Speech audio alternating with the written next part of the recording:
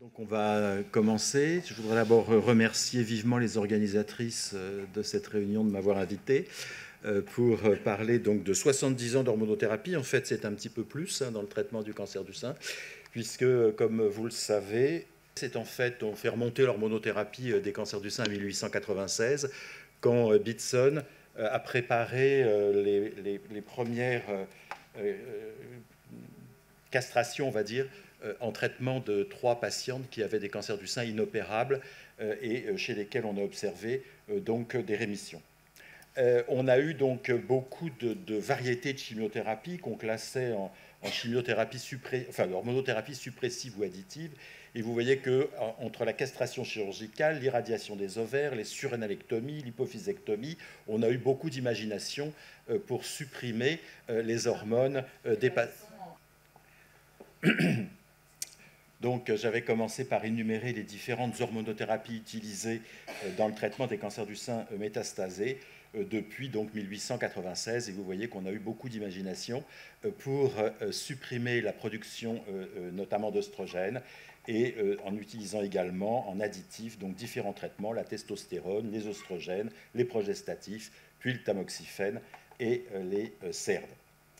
Alors, en fait, l'hormonothérapie en situation métastatique dans une population non sélectionnée, elle donnait à peu près 30% de taux de réponse en première ligne thérapeutique, et la durée de la réponse, quels que soient les traitements effectués, était de l'ordre de 9 à 12 mois en termes de durée de réponse. Ce que l'on savait déjà, c'est qu'il y avait une efficacité des lignes ultérieures d'hormonothérapie lorsqu'une première hormonothérapie était efficace. On avait 9 à 12 mois de réponse. On passait à une deuxième ligne en cas de progression et on avait une nouvelle efficacité. On savait également, par contre, qu'il n'y avait pas d'efficacité en l'absence d'efficacité de la première ligne, avec généralement moins de 10% de taux de réponse. La première donc, grande découverte qui a été essentielle pour sélectionner les indications de l'hormonothérapie, ça a bien sûr été la découverte des récepteurs hormonaux, donc à la fin des années 60 ou au début des années 70, avec des méthodes de dosage, je ne vais pas détailler, qui ont évolué dans le temps, avec les méthodes donc, de biochimie, les techniques de ligand, puis l'immunohistochimie. On a pu démontrer que l'efficacité de l'hormonothérapie était tout à fait corrélée à l'importance de l'expression des récepteurs. Plus le taux de récepteurs d'œstrogènes et ou de la progestérone sont élevés, plus il y a une probabilité de réponse importante. Ce qui est important aussi de bien prendre en considération, c'est que la présence des récepteurs de la progestérone, eh bien, elle traduit la fonctionnalité des récepteurs des œstrogènes. Et donc, généralement, une tumeur qui va être RE+, RP+, a beaucoup plus de chances d'être hormonosensible qu'une tumeur qui est RE+, RP-, puisque ça traduit en fait la fonctionnalité des récepteurs des œstrogènes. C'est un peu le défaut de l'immunohistochimie. Ça nous dit qu'il y a des récepteurs, mais ça ne nous dit pas s'ils sont fonctionnels ou pas, à la différence des techniques qu'on utilisait en biochimie qui traduisaient cette fonctionnalité.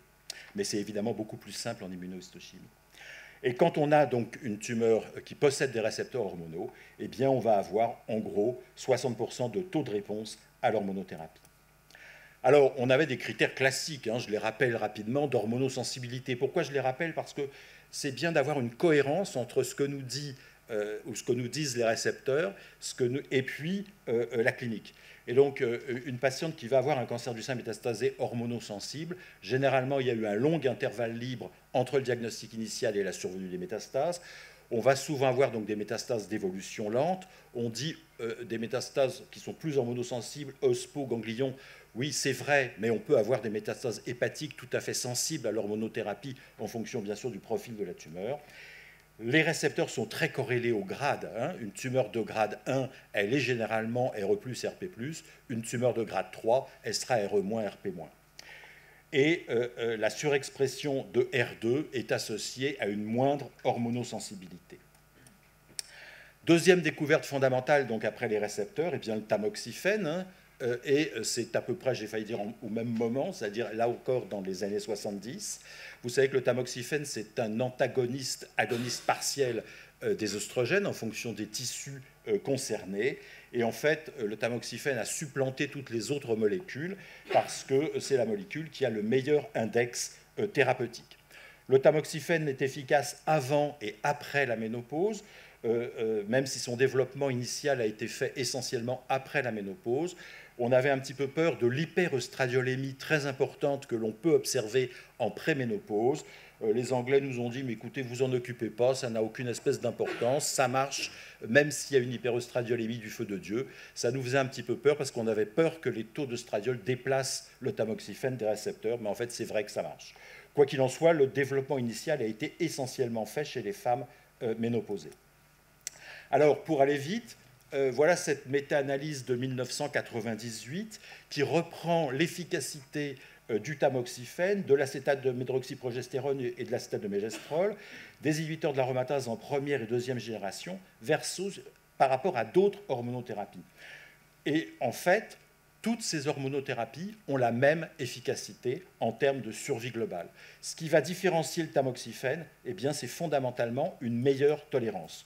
Donc vous avez ça là, vous voyez que quand on compare l'acétate de mégestrol par rapport au tamoxifène, les inhibiteurs d'aromatase de première génération par rapport au tamoxifène, l'acétate de médroxyprogestérone par rapport au tamoxifène, les autres hormonothérapies, c'est-à-dire androgènes, progestatifs, œstrogènes, eh bien vous voyez que globalement, on n'a pas de différence d'efficacité. Hein. Toutes ces hormonothérapies ont la même efficacité en termes de survie globale. Pareil, vous voyez, je vais passer un petit peu plus vite puisque le temps m'est compté, mais c'est pour bien vous dire qu'en termes d'efficacité, par rapport à toutes les anciennes hormonothérapies, il n'y a pas de différence d'efficacité entre le tamoxifène et les autres molécules. Juste un petit clin d'œil sur le diéthylsylbestrol et sur les œstrogènes pour rappeler aux plus jeunes qu'on a longtemps utilisé les œstrogènes à forte dose, et donc le distilbène, le diéthylsylbestrol, pour traiter des patientes avec un cancer du sein métastasé. Et vous voyez dans cette étude qui a été actualisée en 1999, en taux de survie à 5 ans, eh bien, on a un taux de survie plus important sous DES que sous tamoxifène. Donc ça marchait très bien, oui, sauf que c'était très mal toléré. Œdème, nausées, métroragie, problèmes cardiaques, et on a abandonné l'utilisation des œstrogènes, même si ça revient un petit peu à la mode en énième ligne dans certaines équipes. Après donc le tamoxifène, eh bien, les inhibiteurs de l'aromatase de troisième génération. Là aussi, essai par essai, il n'y avait pas de différence d'efficacité entre l'anastrozole et le tamoxifène. Il a fallu faire en fait des méta-analyses pour mettre en évidence ce bénéfice en faveur des inhibiteurs de l'aromatase de troisième génération, c'est-à-dire anastrozole, létrozole, exemestane, par rapport au tamoxifène et par rapport également au progestatif.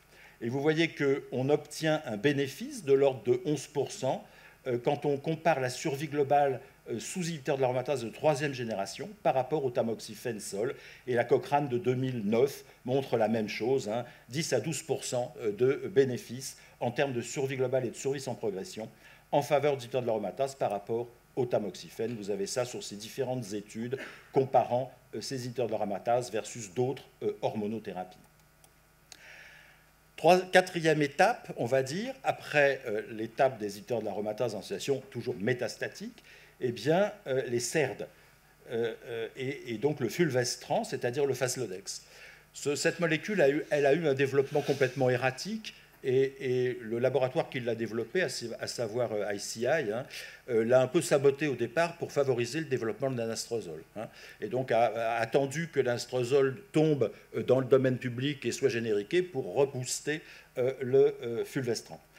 En fait, on l'a développé à la dose de 250 mg initialement, alors que la dose efficace est de 500 mg. Et donc, quand on compare en première ligne, vous voyez, fulvestrant versus anastrozole, eh bien, vous voyez qu'il y a un bénéfice en survie sans progression en faveur du fulvestrant par rapport à l'anastrozole. Dans cet autre essai, là, on passe en deuxième ligne, eh bien, vous voyez que les taux de réponse et les survies sans progression sont modestes, mais il n'y a pas de différence fondamentale entre fulvestrant plus anastrozole, fulvestrant sol ou exemestane sol. Donc, le fulvestrant est une molécule tout à fait active. Et cependant, avec toutes ces hormonothérapies en situation métastatique, comme vous le savez, il y a bien sûr des échappements. Et donc, nos buts actuels, c'est de contourner les mécanismes de résistance qui se développent au fur et à mesure de l'utilisation des hormonothérapies.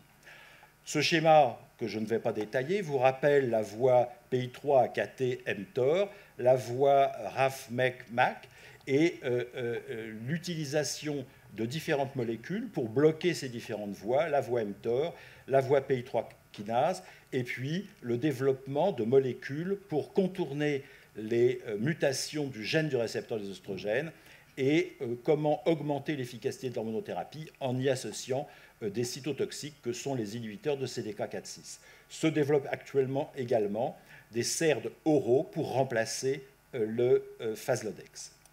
Alors très rapidement, on a vu le développement donc, des inhibiteurs mTOR avec l'Everolimus, qui est l'affinitor. C'est simplement pour vous montrer que c'est, j'ai failli dire, une preuve de concept. Hein. On a pu démontrer que inhiber la voie mTOR en association avec l'hormonothérapie eh bien, augmentait l'efficacité de cette hormonothérapie. Alors là, on est en deuxième ligne thérapeutique avec 724 patientes ménopausées. Et vous voyez que la survie sans progression passe de 4 mois sous exemestane sol à 10,6 mois lorsqu'on y associe l'affinitor. Hein.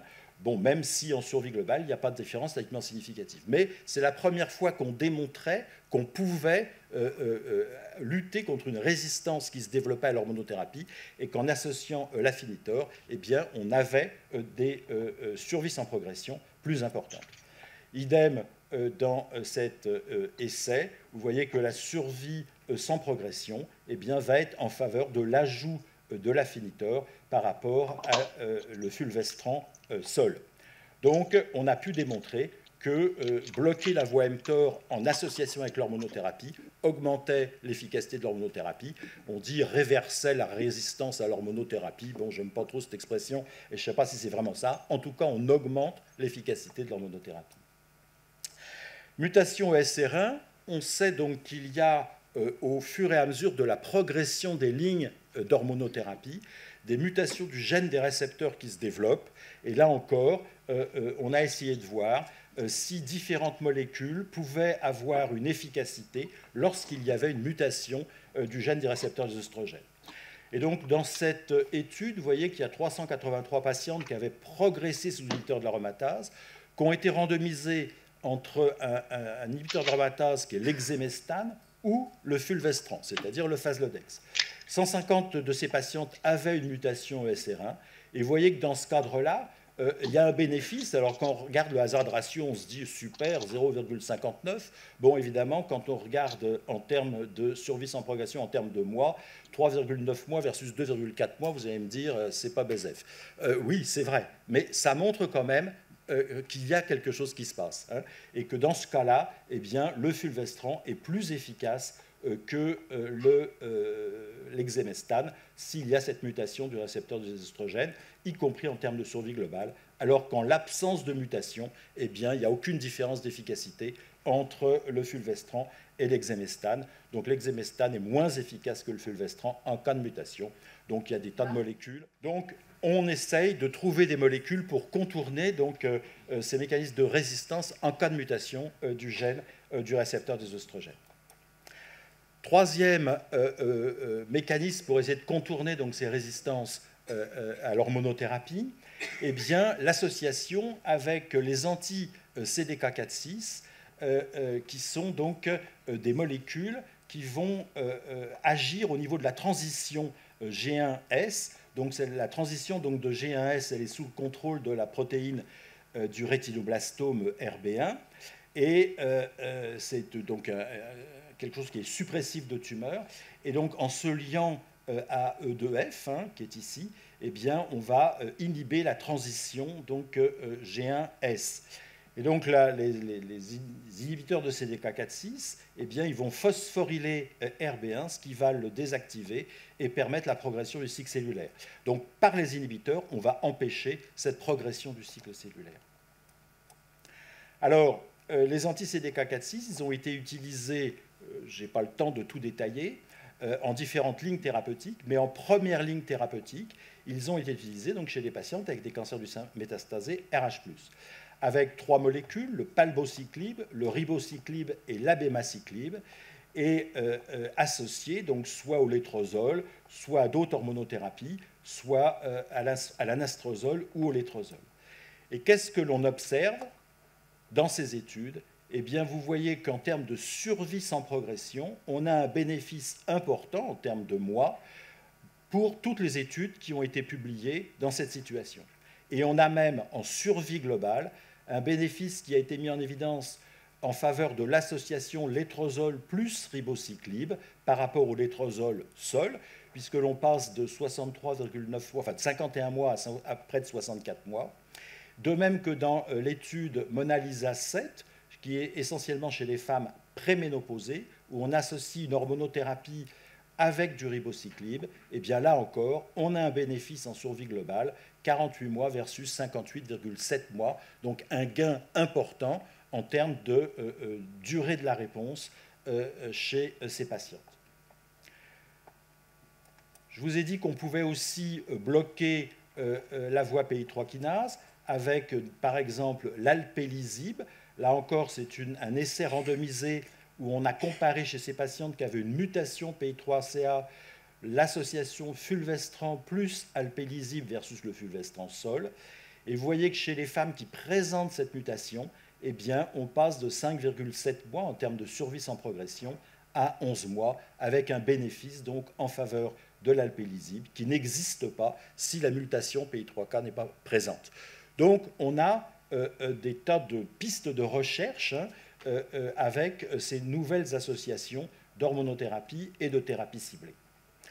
Dans les nouvelles hormonothérapies toujours et dans les nouveaux SERD, c'est développé notamment des SERD oraux, et celui qui a le plus, j'ai failli dire le vent en poupe, c'est l'élacestran, qui a été notamment développé sur Curie, où dans une étude randomisée, l'élacestran a été comparé aux hormonothérapies dites de référence, standard of care, qui sont les inhibiteurs de l'aromatase ou le fulvestrant. Eh bien, vous voyez que là encore, on a un bénéfice en faveur de ce nouveau SERD, l'élacestran, par rapport aux hormonothérapies traditionnelles, avec un hazard ratio à 0,70, et en cas de mutation SR1, une meilleure efficacité là aussi, puisqu'on a un hazard ratio à 0,55. On a ça sur ces courbes, où on voit donc la différence qui existe entre le SERD oral et l'élacestran par rapport aux inhibiteurs de l'aromatase ou au fulvestrant qu'on utilise en conventionnel. Donc vous voyez qu'en situation métastatique, on teste toutes ces nouvelles associations en bloquant des voies de prolifération par des thérapies ciblées en association avec l'hormonothérapie et qu'on obtient ainsi des survies sans progression et des survies globales, notamment avec l'inhibiteur de CDK4/6 prolongées. Alors, qu'en est-il en situation adjuvante, après ce survol de la situation métastatique? Eh bien, là encore, vous savez que les patientes qui ont une tumeur hormonosensible, on a tous en tête qu'elles ont un meilleur pronostic que les patientes qui ont une tumeur non hormonosensible, et c'est vrai. Cependant, les patientes qui ont une tumeur hormonosensible, elles rechutent, j'ai failli dire, au fil du temps. Et on a malheureusement des patientes qui vont rechuter à 10 ans, à 15 ans, à 20 ans d'une tumeur RH+ initiale. Vous voyez dans cette méta-analyse qui recoupe 62 000 patientes avec une tumeur RH+, qui n'ont pas rechuté à l'issue de 5 ans d'hormonothérapie, eh bien, les rechutes se poursuivent sur les 20 ans du diagnostic, tout à fait corrélé au stade TNM initial. Et on voit ça sur ces courbes. Vous voyez le risque de rechute à distance et le risque de décès lié à ces tumeurs en fonction donc là de l'envahissement ganglionnaire, hein, mais même chez les N0, vous voyez qu'à 20 ans, eh bien, il y a 15% de décès liés au cancer du sein. Alors, d'un point de vue thérapeutique, on a démarré en fait dans les années 50 hein, et même un petit peu avant à faire des castrations à visée adjuvante. Ces études initiales, elles n'avaient pas montré de gain en survie globale, essai par essai. Un bénéfice en survie sans rechute a été mis en évidence par des méta-analyses. Pour le tamoxifène, je repars un peu en arrière là aussi, dans les études initiales, il n'y avait pas de gain en survie globale, essai par essai. Il y avait un bénéfice en survie sans rechute, mais là encore, il a fallu des méta-analyses pour mettre en évidence ce bénéfice du tamoxifène en survie globale.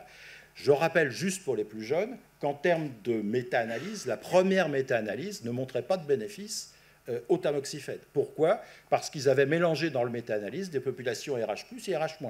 Il faut bien voir que la méthodologie des essais, notamment d'hormonothérapie, était très critiquable. Et donc, la première méta-analyse, bon, du coup, la deuxième méta-analyse, ils ont viré toutes les patientes qui étaient RH-. Mais au départ, tout était mélangé. Et du coup, il n'y avait pas de bénéfice. Il y a une certaine logique, quand même.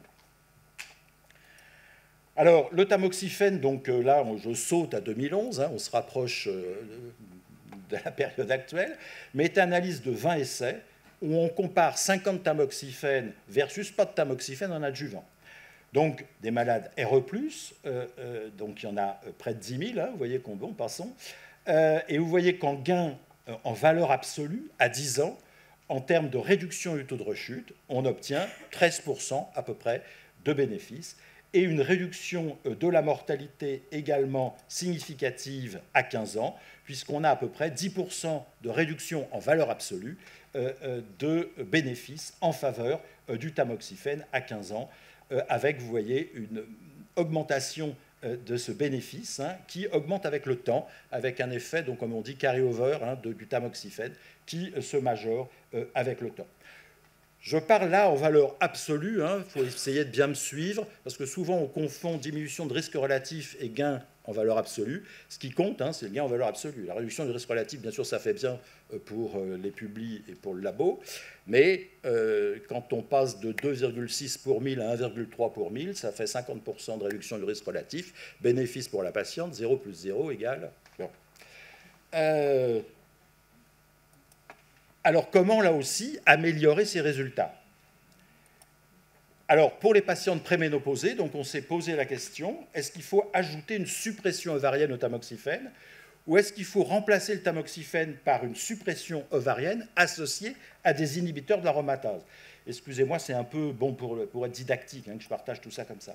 Ajouter une suppression ovarienne au tamoxifène, eh bien, on a eu une première méta-analyse, je ne reviens pas sur tous les essais, je n'ai pas le temps, méta-analyse publiée en 2015, qui a repris 4 essais randomisés qui ont été pris en compte, et on n'a pas retrouvé de bénéfice à l'ajout des analogues, ni en survie sans progression, ni en survie globale.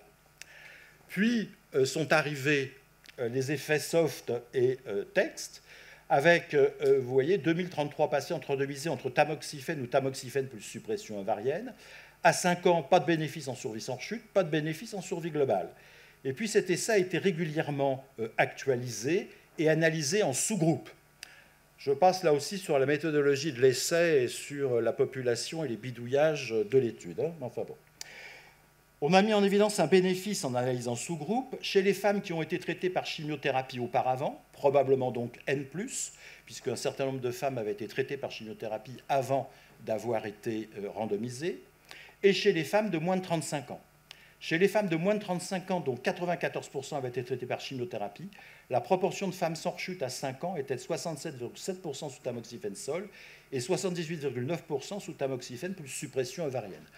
Là encore, la définition de la ménopause chez ces femmes en aménorrhée sous chimiothérapie est complètement inconnue. À 12 ans, alors ça vient d'être publié très récemment, eh bien, vous voyez que je m'intéresse là qu'au bras tamoxifène plus suppression ovarienne versus tamoxifène. En survie globale, on a une tendance à un bénéfice à l'ajout de la suppression ovarienne, mais d'un point de vue strictement statistique, ça n'est pas statistiquement significatif. Le 1 est compris dans l'intervalle de confiance, le petit p est à 0,06, donc il y a écrit partout dans l'article qu'il y a un gain en survie globale. On ne le ferait pas pour une étude de chimiothérapie.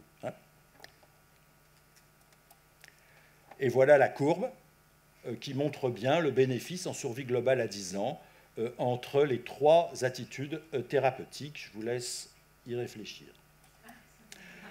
Inhibiteur de l'aromatase versus tamoxifène en préménopause et suppression ovarienne.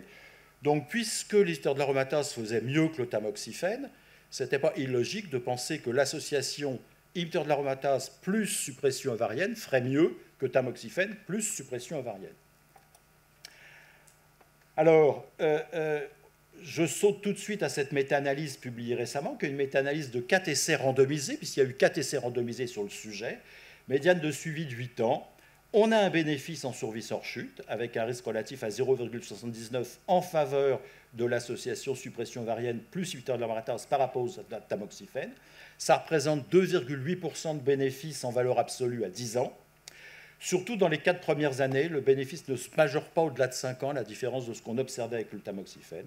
Et on n'a pas de différence en termes de réduction de la mortalité par cancer du sein, ni en termes de mortalité globale. Davantage de fractures osseuses sous suppression ovarienne plus inhibiteur de l'aromatase. Donc vous avez les courbes là, ça c'est toute rechute, 2,8% de bénéfice à 10 ans. Les rechutes à distance, 1,9% de bénéfice à 10 ans. Et quand vous voyez la mortalité par cancer du sein, il n'y a pas de différence. La mortalité toute cause, il n'y a pas de différence. Autre piste pour améliorer nos traitements en adjuvant, augmenter la durée des traitements. Là aussi, on l'a fait pour le tamoxifène et pour les inhibiteurs de l'aromatase. Donc on a proposé de poursuivre le tamoxifène au-delà de 5 ans et de le poursuivre pendant 10 ans. C'est une idée ancienne et on avait commencé à faire ça à la fin des années 90. Cependant, on a arrêté assez rapidement parce que l'étude NSABP-B14, qui randomisait 1100 patientes en rémission après 50 tamoxifènes, entre 50 plus ou un placebo, avait montré un effet délétère de la prolongation du tamoxifène, avec une survie hors chute à 78% à 7 ans sous tamoxifène, contre 82% sous placebo, avec un petit P statistiquement significatif. Donc, on a arrêté et on s'était dit, au bout d'un certain temps, le tamoxifène devient peut-être agoniste par rapport aux cellules cancéreuses, enfin on ne savait pas trop. Toujours est-il que ça a bloqué tous les essais de prolongation des traitements. Jusqu'aux études Atlas et Atom. Alors l'Atlas, on compare 5 ans versus 10 ans. Juste un petit mot. 15 000 patientes incluses, on prend les 6 846 patientes RE+ analysées. Donc là encore, je glisse. Qu'est-ce qu'on observe? Réduction du risque de rechute, 3,7%, réduction du risque de décès par cancer, 2,8%, et réduction du risque de décès toute cause. Ces bénéfices ne sont observés qu'au-delà des 10 ans. Donc c'est pour ça qu'on a mis du temps avant de mettre en évidence ce bénéfice. Donc vous avez là les courbes publiées. On a donc un gain en faveur du tamoxifène 10 ans de 3,7% à 15 ans, puisque ce bénéfice, vous voyez, il n'apparaît qu'au-delà des 10 ans. Hein, sur les 10 premières années, on ne voit pas de différence entre la prolongation du tamoxifène ou l'absence de prolongation du tamoxifène. En termes de décès, eh bien c'est pareil, on a 2,8% de bénéfices à 15 ans. L'étude Atom, alors l'étude Atom c'est assez original parce que c'est une étude qui n'a été publiée qu'en abstract, qui n'a jamais été publiée in extenso dans un article de la littérature.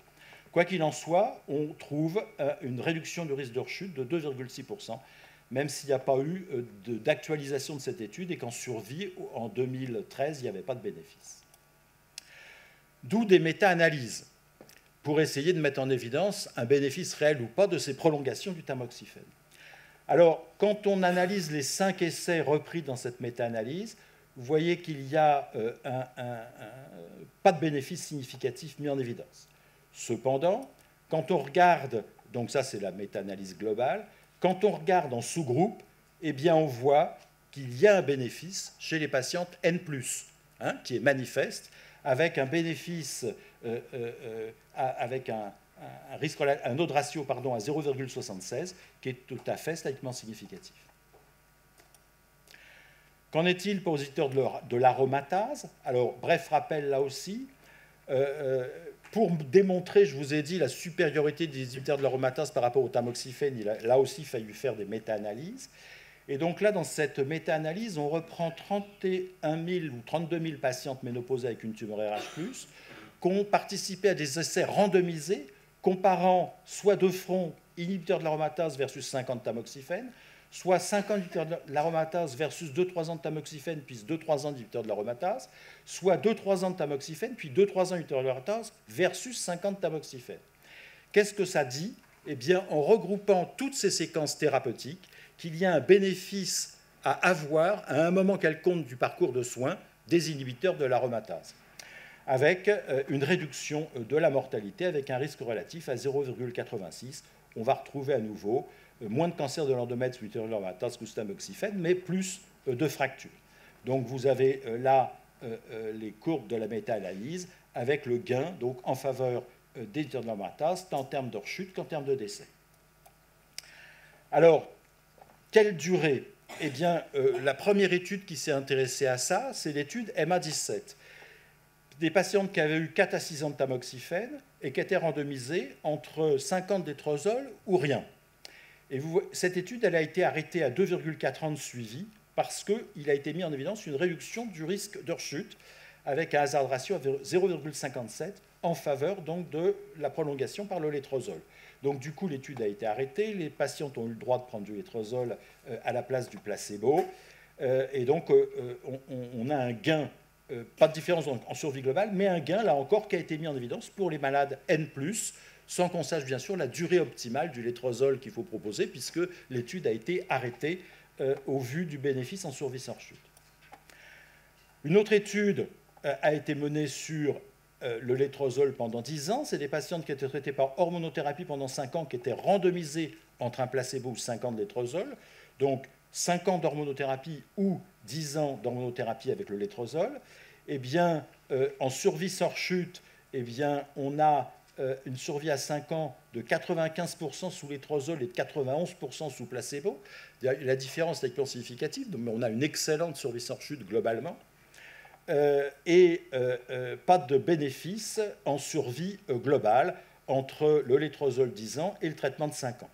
Ce qu'a surtout permis le létrozole, c'est de réduire le risque de cancer du sein contralatéral, qui est de manière tout à fait importante, avec, vous voyez, 0,21% de cancer du sein contralatéral sous létrozole contre 0,49% sous placebo. Mais vous voyez qu'en termes de décès, eh bien, dans cette étude, 2 décès sur 3 n'étaient pas liés au cancer du sein, 1% de survenue de métastase en moins, 4,4% versus 5,5%, et en gros, pour un cancer du sein contralatéral prévenu, 2,54 fractures en plus. Alors, il y a eu une méta-analyse, là encore, sur l'extension de la durée des traitements par inhibiteur de l'aromatase. 7 essais randomisés regroupant 16 000 patientes. Vous voyez que la survie sans rechute est améliorée de manière statistiquement significative. On n'a pas de gain en survie globale. On retrouve le bénéfice en termes de réduction du cancer du sein contralatéral. J'accélère, excusez-moi. Et voilà ce que ça donne au niveau donc, de la survie globale avec un hazard ratio à 0,95, le 1 étant compris dans l'intervalle de confiance. Alors, juste un petit mot sur les toxicités de ces traitements prolongés par inhibiteur de l'aromatase. Vous voyez qu'il y a un risque accru d'événements cardiovasculaires, de fractures osseuses et d'arrêt de traitement pour effet indésirable. La bonne nouvelle, c'est qu'il n'y a pas de second cancer, il n'y a pas d'excès de second cancer, ni de décès autre que par cancer du sein. Alors, est-ce qu'il faut vraiment proposer 10 ans pour tout le monde ? Probablement pour les patientes N+, vous avez vu qu'il y a un bénéfice tant pour le tamoxifène que pour l'inhibiteur de l'aromatase dans la sous-population des patientes N+.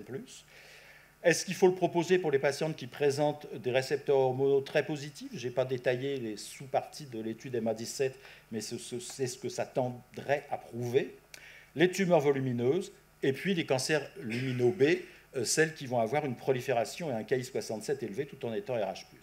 Enfin, on peut peut-être améliorer tout ça avec les tests génomiques qui peuvent nous aider à sélectionner les patientes qui peuvent en bénéficier. Juste un petit mot sur cette étude, parce qu'on utilise Epecline à Saint-Louis, mais pas pour ça. 1700 patientes RE+, R2-, traitées par 5 ans d'hormonothérapie. 49% de patientes à bas risque. Eh bien, le groupe Epecline, bon pronostic, a moins de rechute dans les 5 premières années, mais aussi après 5 ans. Vous avez ça sur ces courbes, et vous voyez qu'au-delà de 5 ans, le groupe bas risque, Epecline Low, eh bien, a nettement un meilleur pronostic que le groupe Epecline High. À 10 ans de suivi, on a 98% de survie sans métastase dans le groupe Epecline Low versus 87% dans le groupe Epecline High. Donc ça pourrait dire qu'on n'a pas besoin de poursuivre l'hormonothérapie au-delà de 5 ans pour celles qui sont Epecline Low. Il y a la même chose avec le Breast Cancer Index qui a été publié récemment, on pourrait éventuellement réfléchir à s'en servir. Autre question, c'est qui va accepter de poursuivre 10 ans d'hormonothérapie? Donc l'observance, vous savez, de nos hormonothérapies est en fait assez mauvaise. Bon, les patients vous disent « oui, oui, je la prends », un bon nombre d'entre elles ne la prennent pas, hein, ou ne les prennent pas. Ça, c'est une étude, alors bon, c'est pas en France, hein, 29 études reprises, vous voyez que l'adhérence, entre 41 et 72%. Arrêt prématuré de 31 à 73% suivant les études, avec des facteurs d'arrêt connus. Il y a une étude qui a été menée à Bordeaux sur le sujet, et sur les inhibiteurs de l'aromatase, et il y a à peu près 40% d'arrêt, semble-t-il, des traitements par les patients. Alors, la logique donc, sur la durée de l'hormonothérapie, c'est certainement, je crois, de la proposer en cas d'envahissement ganglionnaire, en cas de tumeur volumineuse, et pour les tumeurs RH+ proliférantes, même si probablement c'est les moins hormonosensibles, mais c'est celles qui vont rechuter, donc on va le proposer. Et plus facilement chez les femmes jeunes. Mais j'insiste, il faut déjà bien vérifier que les traitements sont au moins pris 5 ans. Est-ce qu'on peut ne pas prescrire d'hormonothérapie? Juste un petit mot. Alors, j'ai tout un topo là-dessus, évidemment, je ne l'ai pas mis. J'en arrive à la conclusion. Je pense que pour les tumeurs RH+, N-, sans facteur de mauvais pronostic et de moins de 5 mm, il n'y a pas d'obligation à prescrire une hormonothérapie. Il va y avoir un petit bénéfice en termes de réduction de survenue du cancer du sein contralatéral, mais aucun bénéfice ni en survie sur chute, ni en survie globale. Bon. Pour les tumeurs de moins de 10 mm, N-, de grade 1, RE3 croix, RP3 croix, sans envol, R2- et après 60 ans, eh bien, ça nous arrive aussi à Saint-Louis de ne pas proposer d'hormonothérapie. Demain, c'est déjà aujourd'hui. Eh bien, je vous ai dit très rapidement un mot des anti-CDK4/6 et je vous ai dit qu'il y avait un bénéfice en situation métastatique certain, tant en survie sans rechute qu'en survie globale. Du coup, on a franchi le pas et proposé ces molécules en situation adjuvante. En situation adjuvante avec des patientes qui avaient des facteurs de mauvais pronostic. Donc c'est une étude chez des patientes avec un cancer RH+, non métastasé, hein, R2-, à haut risque de rechute. Pourquoi? Parce qu'il y avait 4 ganglions métastatiques ou plus, ou 1 à 3 ganglions envahis, et une tumeur de plus de 5 cm, ou un grade 3, ou un KI67 supérieur à 20%. Et elles ont été randomisées donc, entre l'hormonothérapie, plus, avec ou sans abemaciclib. Alors, c'est des patientes qui ont été traitées par chimiothérapie. Alors, vous voyez qu'on a un bénéfice. On a un bénéfice en termes de survie sans rechute à distance, en termes de survie sans rechute infiltrante, avec des hazard ratios donc, qui sont segments significatifs. Les reculs sont encore courts. Hein. On n'a pas encore de bénéfice en survie globale, mais aux États-Unis, eh bien, on a l'AMM pour ces molécules et c'est en train, j'ai failli dire, de venir en France. Juste un petit mot quand même, parce que j'en ai pas du tout parlé, sur les effets indésirables, puisque vous allez les rencontrer chez ces patientes en situation adjuvante qui seront sous abemaciclib. Un excès de risque de diarrhée, il y en a quand même 7,6% de grade 3, c'est surtout au début du traitement. Un excès de neutropénie, mais généralement qui ne sont pas des neutropénies fébriles. Un petit excès d'accident thromboembolique et de pneumopathie interstitielle. Et vous voyez qu'il y a 6% d'arrêt de traitement sous abemaciclib contre 0,8% sous hormonothérapie seule. Donc, 70 ans, pour ne pas dire 100 ans d'hormonothérapie, une longue marche, une somme de petits pas ayant permis de réels progrès. Je vous remercie et vous prie de m'excuser pour la durée du topo.